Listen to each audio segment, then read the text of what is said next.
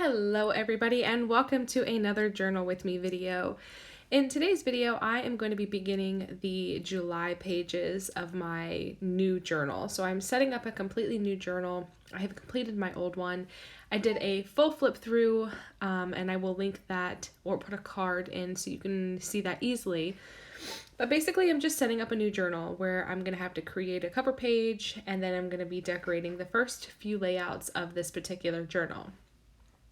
And so for the month of July, I have challenged myself to use the supplies that I love and hoard the most. And if you saw the little collection there that I showed, it is anything like airmail, label-y related. So I'm kind of going for like an airmail, postal kind of vibe, where I've pulled a couple ledgers, just things that I love that I gravitate to, but I tend to not use because I love them so much.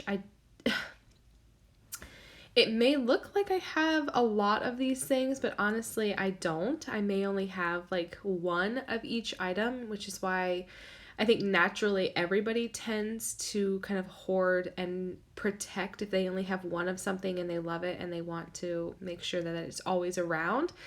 And that is definitely the case when it comes to anything airmail or postal related. I love it so much. I don't have a lot of it, contrary to what probably a lot of you guys believe and maybe see.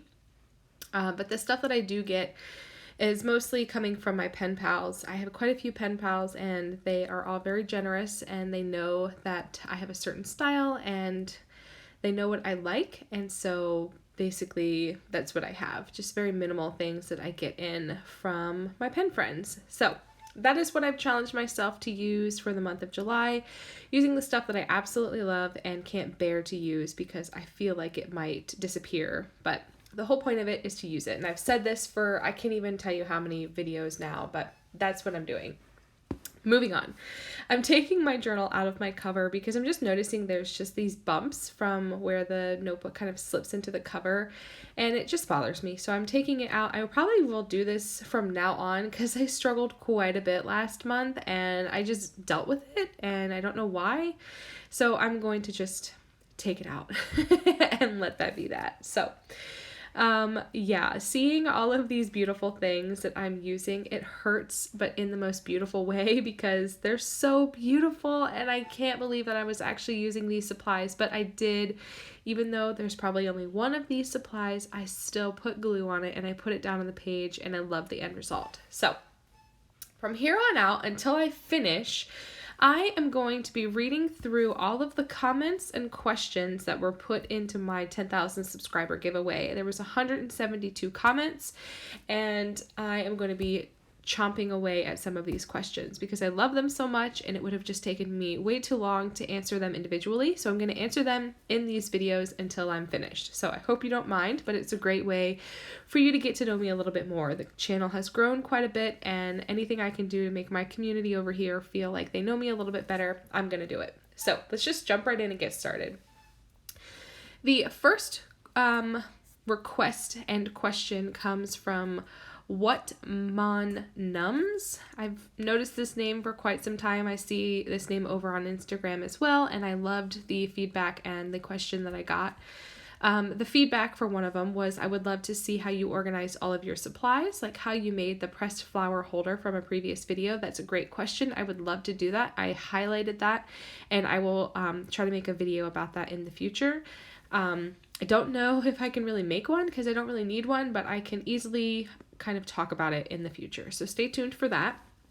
And the question was, since you're a huge fan of vintage stationery, if you had to choose only one decade to get vintage supplies from, which decade would you choose and why? And that is, that's tough, but easy. It would probably definitely be the 60s, just because that is when like the mail thing was great. Airmail was going into like its prime, and the Denison label world was just thriving then, and everything I love about paper, typewriting paper was beautiful and just delicious. The typewriter scene was amazing back then, and just the stationery scene in general from the 40s to the 50s and 60s is just absolutely phenomenal and definitely my favorite. But if I had to choose only one decade, it would definitely be the 60s. I would prefer to have like the 40s through the 60s, but if I could only choose one, it would probably be the 60s. I also do love the Victorian age of stationery. That is something that I don't really get to play around with a whole lot just because mostly it doesn't exist anymore. But I just love the act of putting a penny postage stamp on a letter and sending it, and like getting a response back in the same day, like getting mail in the morning and in the evening. And I just love it. I love that they were into wax seals and secret messages and just the whole thing. I absolutely love that. Obviously I can't get my hands on that super easily, so I'm going to move on. The next question is from Melissa. And she would like to see videos and different tools that I use and how I use them and how they can be used in different ways, which is a good one.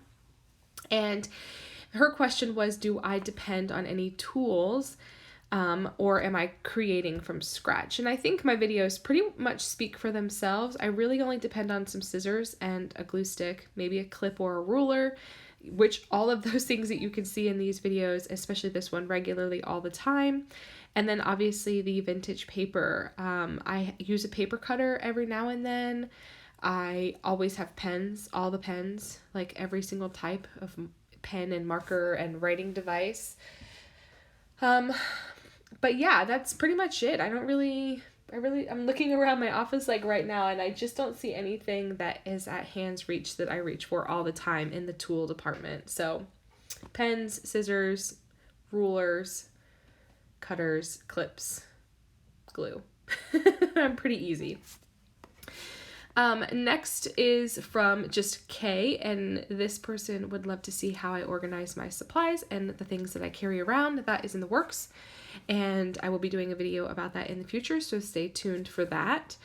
The next one is from Samay, and she wants to know how I organize my materials and any suggestions for creating a craft space. So I organize my materials in a variety of different ways. I guess I'm going to have to do another video about that. I did share an office room tour. I will try to leave it in the description box or a card here for you to see. But I did do an office room tour if you're interested in seeing how my office is kind of laid out and what I do with that. But yeah, there's not really a question I can answer like specifically, but suggestions for creating a craft space. My first craft space was in my dining room. I didn't really have an office space. I used an old folding table that we used for parties, and I spray painted it blue because it made me happy. And I just had all of my supplies in plastic boxes when the boys were babies, and then we moved and it got all packed up, and it was the same thing. I just had a desk in the one bedroom that we were all sharing while we were transitioning from the active duty Marine Corps life into living with my mother-in-law while we were waiting to buy our first home. And then when space allowed, I was able to commandeer a bedroom to turn into my office. But really, you can if there's a desk, you can have an office space. I mean, to me, it seems pretty simple, but like I said, I was in a dining room at one point. I was just using my dining room table, and I believe Mitz from My Life Mitz does the very same. She just uses her dining room table too. So it's not about having a dedicated space. It's just about having a dedicated space. I don't know if that makes any sense, but if you have a space with a tabletop, that can be your crafting space, and how you choose to organize it is completely up to you. Some people have big spaces and some people don't, and that's completely fine. So I think that's going to be it. There was a few more that I wanted to answer, but didn't quite get to them all. Where do I purchase my vintage stationery from? I think I can answer that one pretty quickly. I go to antique malls. I have quite a few big antique malls where I am, and I get lucky and I just find it there. Sometimes I get lucky on eBay, but not really all the time. Sometimes their prices can be outrageous. So I really just storm all of the antique malls, and I check very regularly every weekend. I'm always looking, and I have a few vendors there that know what I'm looking for, so they know what to hunt for when they're out and about looking, and that's basically the trick of my trade. I've brought it in closer so that you can see the little clusters that I have made up close. I hope that you are all doing well. Thank you so much for tuning in and watching this journal with me video, and I will catch you guys later. Thanks so much. Bye.